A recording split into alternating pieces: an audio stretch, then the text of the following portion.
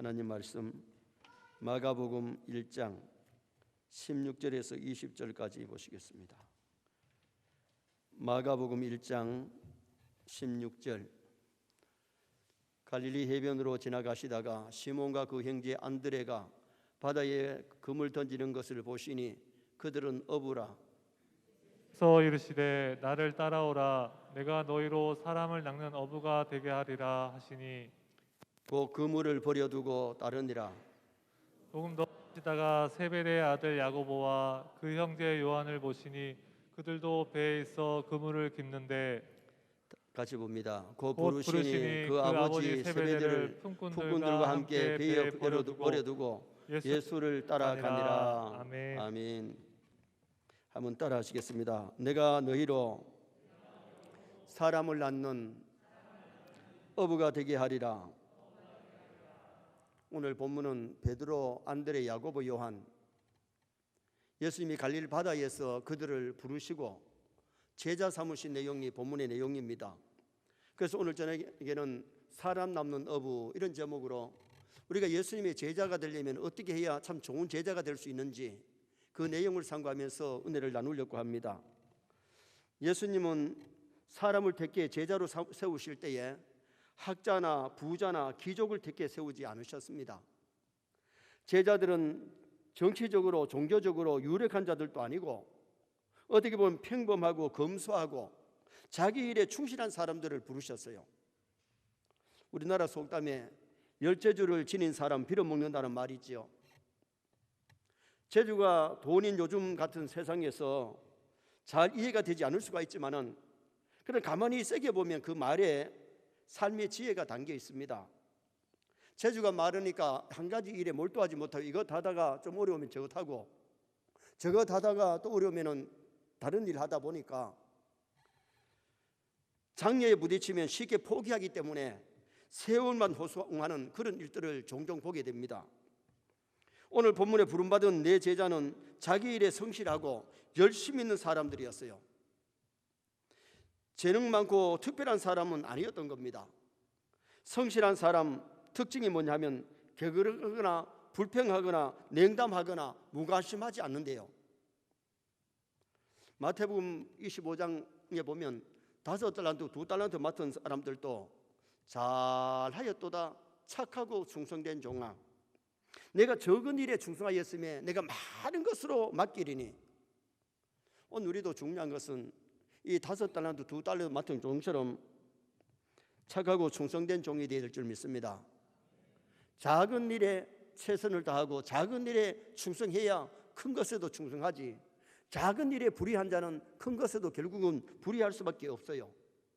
충성했더니 주님이 어떻게 하시느냐, 다 뺏은 것이 아니고 달란트를 받아가지고 땅에 묻어두던 사람은 뺏겼지만은 5달란트 맡은 자가 5달란트를 남겼을 때에 그 사람에게 줬고 2달란트 맡은 사람이 2달란트를 더 남겼을 때에 그 사람에게 다시 주어진 것을 보게 되지요. 우리가 충성 봉사하면 하늘의 상급으로 더 입혀 주실 줄 믿습니다.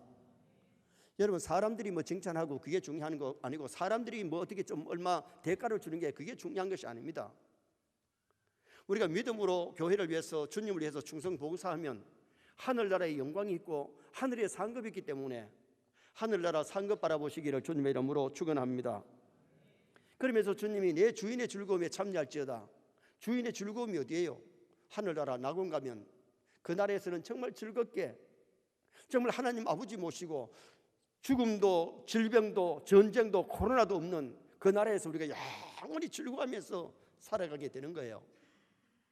그래서 우리가 그 나라의 즐거움을 바라보고 그 나라의 상급을 바라보고 하나님의 칭찬을 바라보면서 달려간다면 승리할 수 있죠. 그러면은 사람 낳는 어부, 예수님의 좋은 제자가 되려면 어떻게 해야 되느냐? 첫째는 나를 따르라는 주님의 말씀에 순종해야 됩니다. 나를 따르라 그랬을 때에 따랐던 사람들이 제자 되었지, 따르지 아니하면 좋은 제자가 될 수가 없지요. 자, 17절 말씀 다 같이 한번 읽으시겠습니다.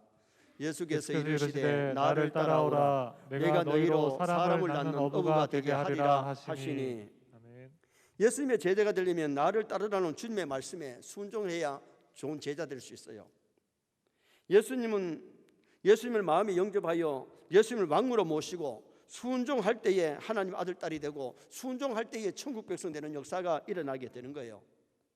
주 예수를 믿으라 할 때 믿어야 하나님의 자녀 됩니다. 믿어야 천국 백성 됩니다.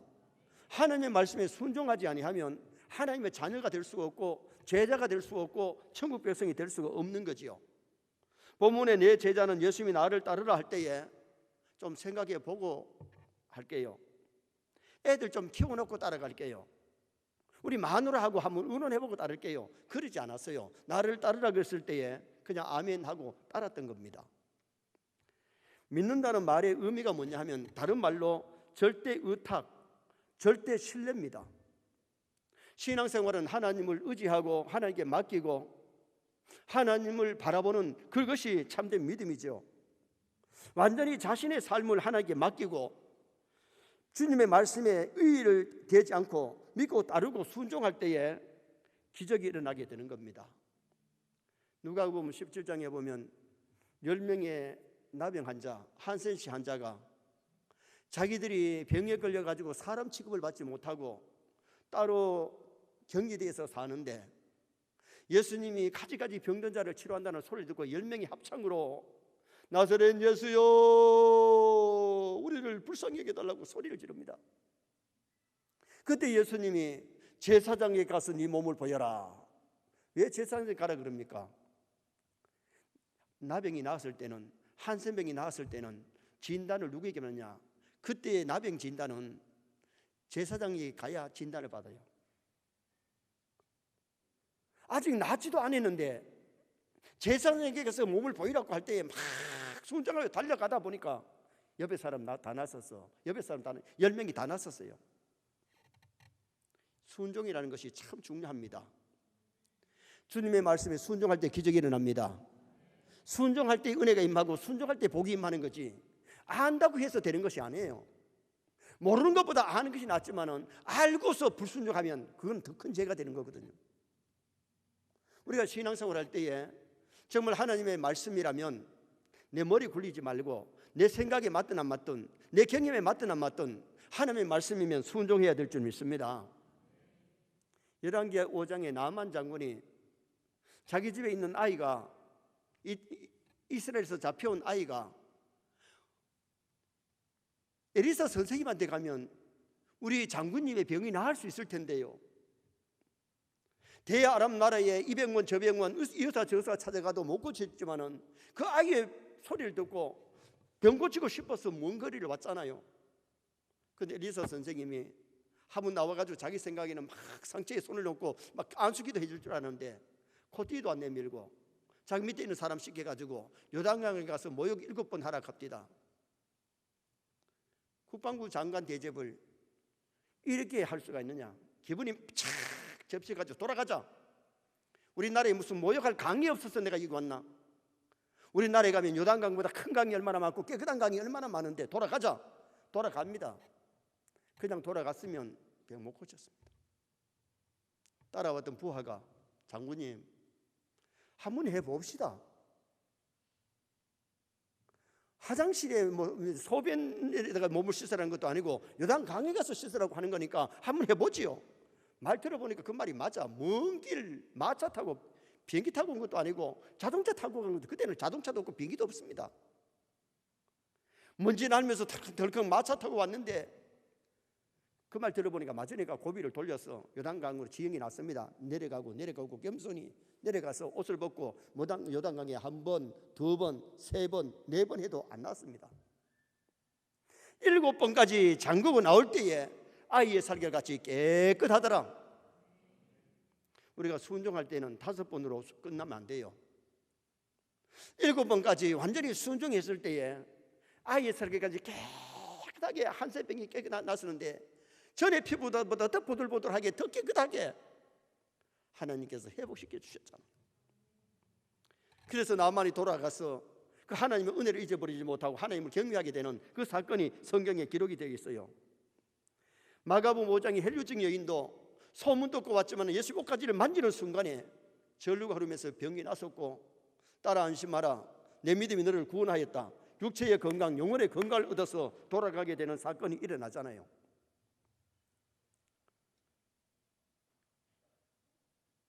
해당장 야이로가 딸이 병들어 죽어갈 때에 체면을 무릅쓰고 예수님께 와서 내 아이가 병들었습니다. 아래에 있을 때 예수님이 가서 고쳐주리라.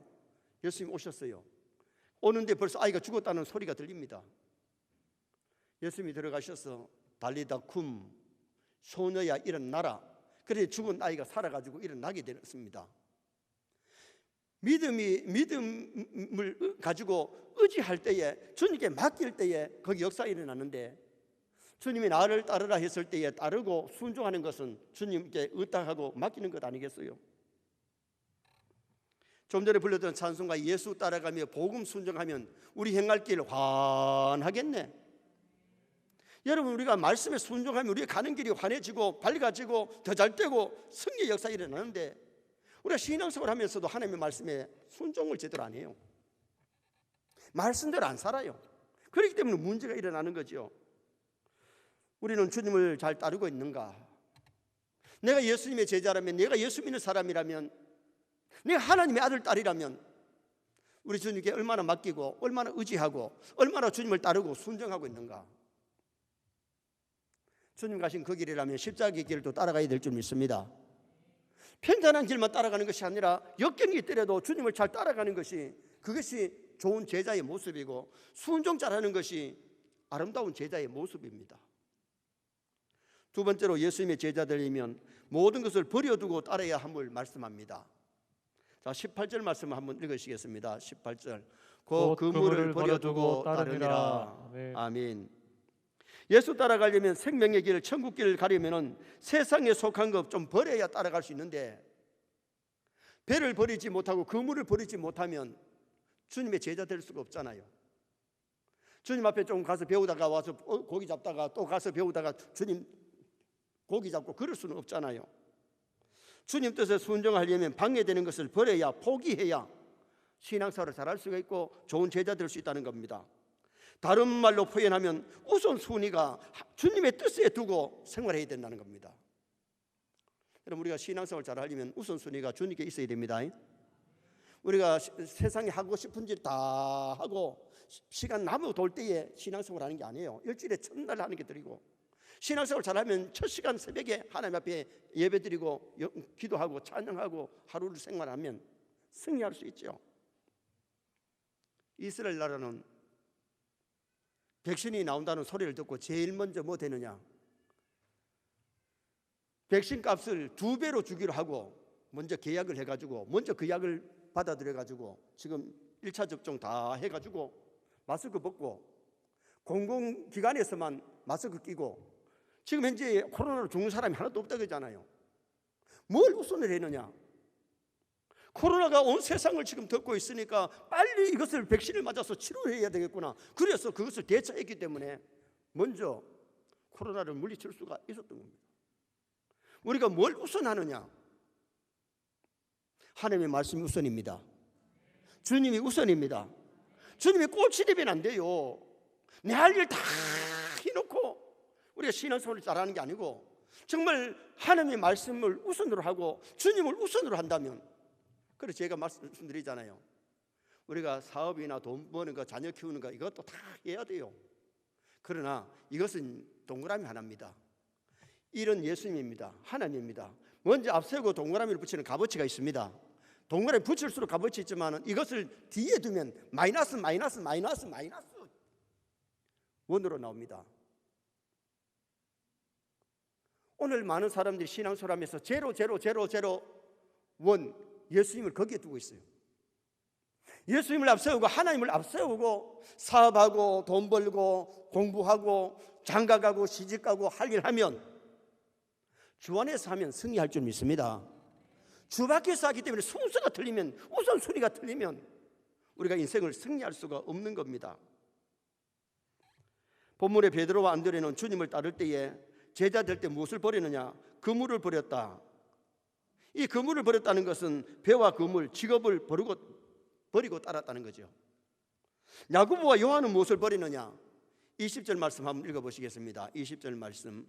고 부르시니 그 아버지와 세베대를 품꾼들과 함께 배에 버려두고 예수를 따라가니라. 아버지도 버려두고 품꾼들과 함께 배에 버려두고 품꾼들도 버려두고 배도 버려두고 따랐다는 겁니다. 우리 아버지 돌아가신 다음에 장사 지내고 따라갈게요 그러지 않았어요. 따르라 그랬더니 아직 아버지 거동도 하실 수가 있고 고기도 잡을 수 있고 그러니까 아버지도 지금 당장 모시지 못해요. 그리고는 버릴 것을 버려두고 따랐다. 주님을 따라가려면 옛 사람 벗어야 됩니다. 내 생각을 버려야 되지. 내 생각을 자꾸 앞세우고 내 경험을 앞세우고 나를 앞세우다 보면 주님의 좋은 제자 되기는 틀렸습니다. 영어에는 선택을 의미하는 두 단어가 있는데 choice와 decision. choice는 여러 가지 가운데 하나를 선택하는 것이고 decision은 하나를 선택하기 위하여 다른 것을 버리는 결단을 decision이라 그래요. 성령을 위하여 율법을 버리고 영생을 위하여 세상 것을 버리고 사랑의 법을 위해서 사망의 법을 버려야 되는 겁니다. 한국에 복음이 들어와서 예수를 믿을 때에 성도들이 버린 것이 뭐였느냐? 한국에 복음이 들어올 때에 사람들이 너무 술, 담배를 좋아했는데 예수 믿을 때에 먼저 술, 담배를 이거 버려야 돼. 예수 믿으면서 뭘 버리느냐? 노름하는 것을 참 좋아하던 사람들이 노름을 끊어버린 거예요. 미신 행위를 버렸습니다. 무당 찾아가서 수다거리하고 물어보고 사주관상 보고 묘자리 보고 그리고 버린 것이 뭡니까? 옛날에 돈 있는 사람들은 첩을 뒀는데 첩을 갖다 정리했습니다. 여러분 신앙생활이라는 것은 버릴 것을 못 버리고 죄와 타협하고 적당하게 죄를 가까이 하면 믿음생활 잘할 수가 없는 겁니다. 정말 성령 받아서 믿음이 들어가면 술, 담배도 끊어질 줄 믿습니다. 담배 맛이 너무 좋아, 술 맛이 너무 좋아, 이걸 제대로 못 버리면 믿음생활 잘할 수가 없잖아요. 첩을 들이고 살면서 신앙생활 잘한다는 것은 있을 수 없는 거예요. 그래서 부자들이 예수 믿으면서 첩 있는 거 첩 정리하는데 어떻게 했느냐? 먹고 살 수 있도록 재산을 떼주고 정리하고 그래 신앙생활을 했다는 거예요. 주님을 따르는 것은 어떻게 보면 포기할 줄 알아야 돼요. 포기해야 될 것을 포기해야 되는 겁니다. 나의 길과 세상의 길을 포기할 줄 알아야 되는데 선한 것을 위하여 버릴 것을 버리지 못하면 신앙생활 잘하기는 틀렸습니다. 피난처의 작가 코리템 붐이라는 여사의 얘기입니다. 시계점을 하던 아버지 며칠 만에 시계를 하나 팔까 말까 한데 어느 한 사람이 와서 시계를 샀는데 시계를 사놓고 하는 얘기가 다른 시계점에서 시계를 하나 샀더니 고장이 나가지고 못 써서 오늘 이걸 샀습니다. 그러니까 아버지가 그러면 그 시계 한번 봅시다. 그 고장난 시계를 받아가지고는 수리를 해줘서 했습니다. 수리비만 받고 팔았던 시계를 다시 복귀합니다. 부모는 아버지가 시계 하나를 팔 수 있어서 너무 좋아했는데 그것을 그냥 고쳐주고 돈을 받으니까 아버지 왜 그랬어요? 시계 하나 팔면 수입이 생기는데 왜 그렇게 하느냐고. 그때 아버지가 하는 얘기가 얘야 모든 것이 하나님의 것이다. 고쳐서 쓸 수 있는데 내가 이것을 갖다가 팔면 내 신앙 양심에도 그렇고 하나님 보시기에 내가 잘못 사는 거다. 자기 딸 앞에서 신앙을 바르게 가르쳐 준 거죠. 오늘 우리가 내 수입만 생기면은 남이야 죽든 말든 돈만 벌면 된다 아니잖아요. 오늘 우리가 신앙생활 할 때에 정욕을 버리고 교만을 버리고 시기, 질투, 미움을 버려야 신앙생활 잘하지. 그거 다 안고 있으면 절대로 신앙 성장 안 합니다. 믿음의 성장에는 뭐가 있느냐? 성화가 있어요. 걸어가게 변화되는 것, 예수님을 닮아가는 것.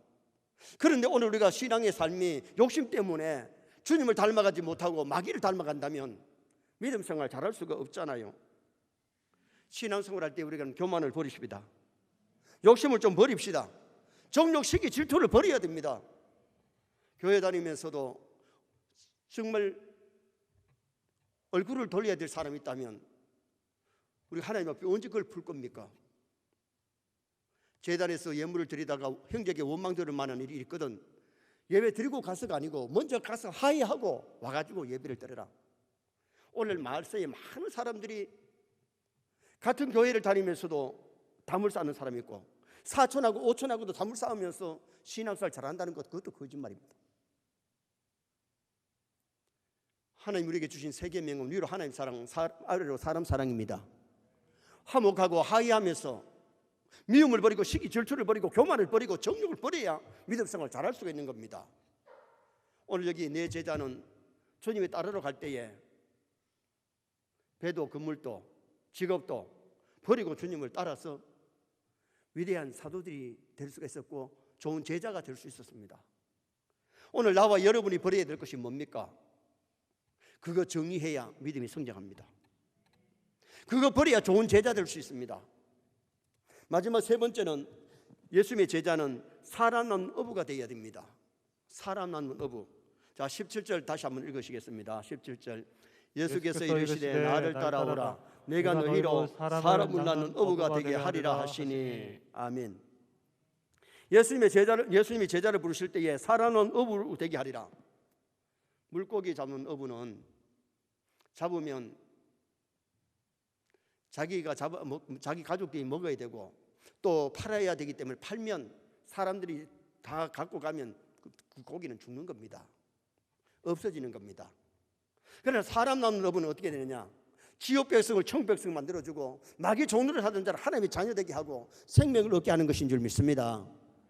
그러므로 사람 낳는 이 어부, 전도의 사명이 얼마나 귀한 것을 우리에게 가르쳐주고 있는 거지요.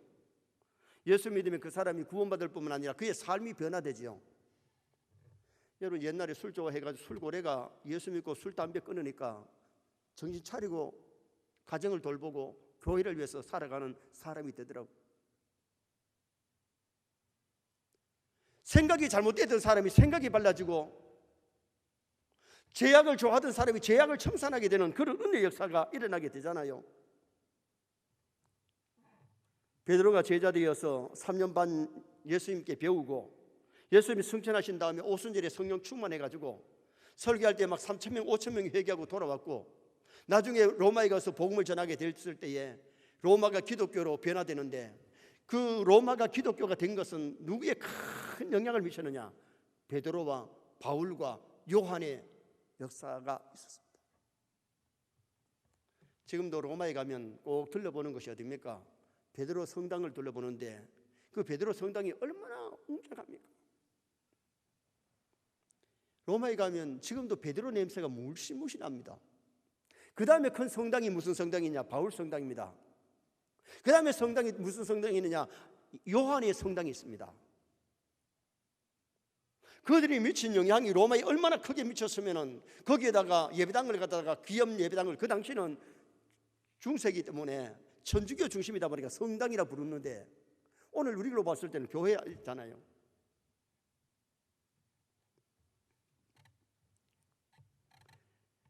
(16절) 말씀을 또 한번 읽어보시겠습니다. 16절 말씀 봅니다. 갈릴리 해변으로 지나가시다가 시몬과 그 형제 안드레가 바다에 그물 던지는 것을 보시니 그들은 어부라.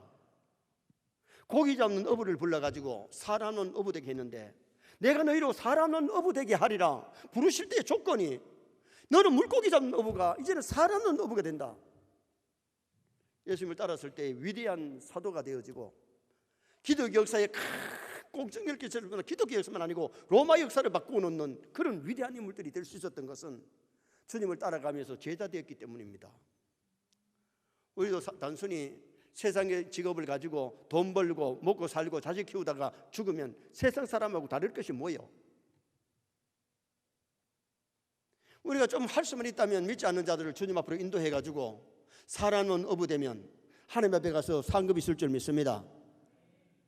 정말 한 생명이 천하보다 귀하기 때문에 복음 전하는 것이 얼마나 귀하고 아름다운지 모르죠. 그래서 디모데전서에서 뭐라고 말씀합니까? 너는 말씀을 전파하라. 때를 얻든지 못 얻든지 항상 입서라. 하나님 앞과 우리를 심판하실 그도 예수 앞에서 너희를 명하노니 너는 말씀을 전파하라. 주님이 지상교회에 주신 명령이 복음 전파입니다. 교육입니다. 너희는 온 천하에 다니며 만민에게 복음을 전파하라. 주님이 승천하시기 전에 사랑하는 제자들과 성도들에게 당부의 말씀이 온천하에 다니면 만민에게 복음 전하는데, 우리가 온천하 다니지 못할지라도 내 이웃에, 내 일가 친척들, 내 지인들을 주님 앞으로 인도한다면 그것이 얼마나 가볍고 아름다운 일입니까? 유대 역사가 요세푸스는 그의 기록에 의하면 갈릴리 바다에, 예수님 당시에 갈릴리 바다에서 고기 잡는 사람이 얼마나 되느냐, 330여 척의 투망 어선이 있었다는 겁니다. 투망을 던져서 고기 잡는 배가 330여 척이 있었는데, 한 배에 어부가 한 사람이 아니고 두 사람, 세 사람, 어떤 데는 네 사람이 던지고 당기기 때문에 어부가 그때 한 1000명이 넘는 어부들이 갈릴리 바다에 있었다는 겁니다. 그런데 예수님께서 나를 따르라 그랬을 때 주님을 따르면서 제자된 사람은 갈릴리 바다의 출신 베드로, 안드레, 야고보, 요한은 갈릴리 바다 출신입니다. 그들이 주님의 제자가 되고 위대한 사도가 되고, 그리고 하나님 앞에 귀하게 쓰임받는 아름다운 일꾼이 될 수가 있었던 겁니다. 주님이 따르라고 했을 때에 말씀에 순종하여 즉시 따랐던 네 사람, 모든 것을 버리고 예수님을 따랐던 사람들이 제자가 될 수 있었던 거죠. 모세가 하나님 앞에 크게 쓰임받은 이유 중에 하나가 뭡니까? 애굽의 왕자의 자리, 다시 말하면 임금이 되는 그 자리가 얼마나 대단한 겁니까? 요사이로 말하면 미국같이 세계를 이끌어 나가는 이집트입니다. 그 당시는 이집트가 세계를 이끌어 나가는 나라였습니다. 그런 나라에서 왕궁에서 40년 동안 학문을 터득하면서 누구보다도 많이 배운 사람입니다. 그런데 애굽의 임금 자리, 애굽의 보화를 자기 백성과 함께 고난당하는 것을 더 귀하게 여기고 그것을 포기했습니다. 그래서 하나님이 들어서실 때에 위대한 정치가, 위대한 선지자로 모세를 들어서시고 창세기, 출애굽기, 레위기, 민수기, 신명기 5권을 기록하게 하시면서 하나님 앞에 마음껏 헌신하고 충성하다가 갔던 사람이 바로 모세지요. 우리도 부름받아서 주님의 제자 되고 천국 백성 되었는데 우리도 사람 낳는 어부의 역할을 감당해야 될 줄 믿습니다. 우리가 코로나 때에도 정말 진정한 살아있는 이 복음을 전할 수 있고 정말 천국 가는 이 놀라운 사건을 전해야 되는데 사람들이 세상에 100년을 채 못 살고 다 떠납니다. 천국 가는 것과 지옥 가는 것은 하늘과 땅 차이보다 더 큰 것이 천국과 지옥의 차이입니다.